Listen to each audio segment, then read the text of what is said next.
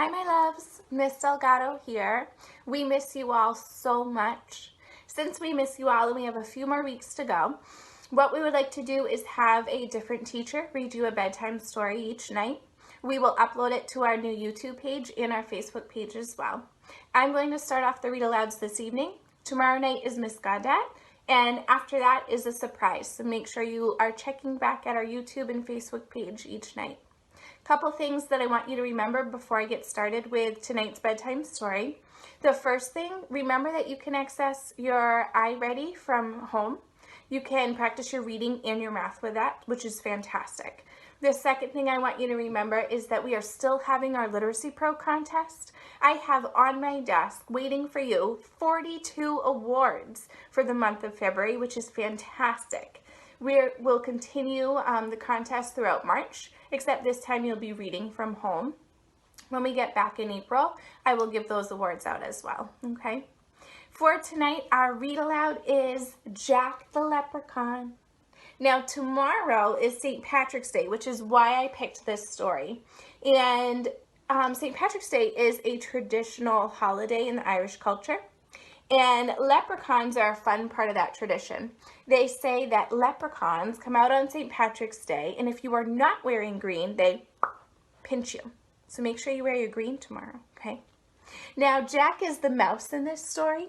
He goes to visit his cousins on St. Patrick's Day, and he hears that if you catch the leprechaun, you get to keep their pot of gold. So what do you think he does? He tries to find a leprechaun to catch so he can keep a pot of gold. So let's read Jack the Leprechaun together.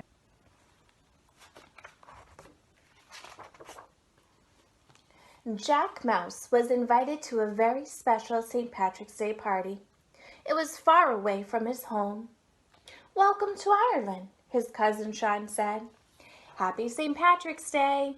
Jack was happy to be there. He'd come a very long way. "There will be music, dancing, and lots of food at the St. Patrick's Day party," said Sean, "and there will be plenty of new things to see and do. Maybe if we're really lucky, someone might even catch Liam the leprechaun this year." "Who is Liam the leprechaun?" asked Jack. "Well, every St. Patrick's Day, Liam the leprechaun appears with a pot of gold in one hand and a stout oak club called a shillelagh in the other," said Sean. "If someone catches him, he has to give them his pot of gold. But nobody has caught him yet. So keep an eye out, cousin."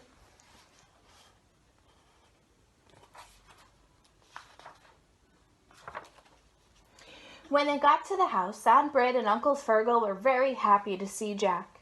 And so were all his cousins. "Céad Míle Fáilte," they cried. "That's Gaelic for 100,000 welcomes," explained Aunt Brid. Gaelic is the oldest language in Ireland. "Oh," said Jack. "Thank you." "We have a very important job for our very important guest," Aunt Brid said. "We need you to fill this basket with shamrocks. The three-leaved shamrock plant is the symbol of St. Patrick himself, and we couldn't have the party without it." Jack went into the woods to look for shamrocks. He looked and he looked, but he didn't see any shamrocks at all. "They must be around here somewhere," thought Jack. He went deeper and deeper into the woods. The woods got thicker, the woods got darker. Jack was about to give up when he looked at the ground and saw shamrocks everywhere. He would have his basket filled in no time. "Tee-hee-hee-to-hoo-hoo." "What was that?" asked Jack. He looked around, but he didn't see anything. Take a look, see if you see someone there with Jack. "The whole town's getting ready for St. Patrick's Day," said Uncle Fergal. "There's Mrs. Murphy baking the traditional soda bread, and that's Mr. O'Brien getting the children ready for the parade. Miss Fitzgerald is knitting a special green sweater.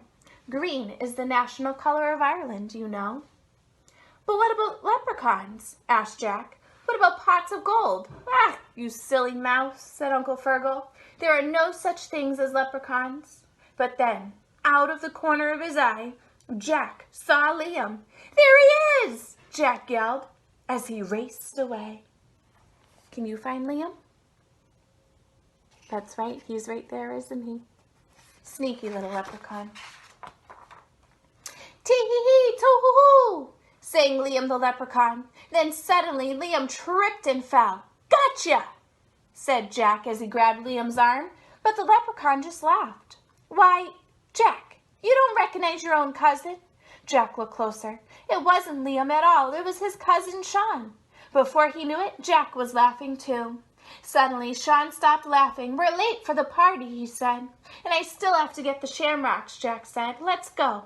Off they ran, picking as many shamrocks as they could find along the way.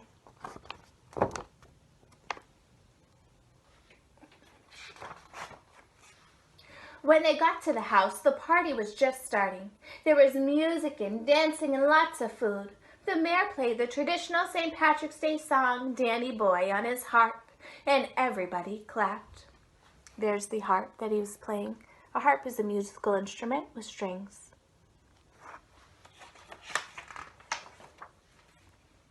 Just before the sun went down, there was a knock at the door. There on the front steps was a surprise. It was the next best thing to a pot of gold. It was a pot of cheese from Liam the leprechaun. Happy St. Patrick's Day.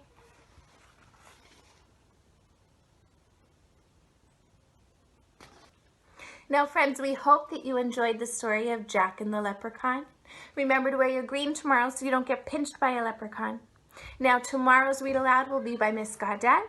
And remember to check our YouTube channel and our Facebook page daily for our next teacher. Surprise, surprise, who will it be? Now, friends, to close out our day together, repeat after me. At Brightwood School, we are a family.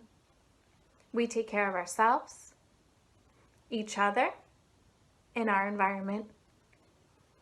Another day has passed, and we look forward to another day together tomorrow.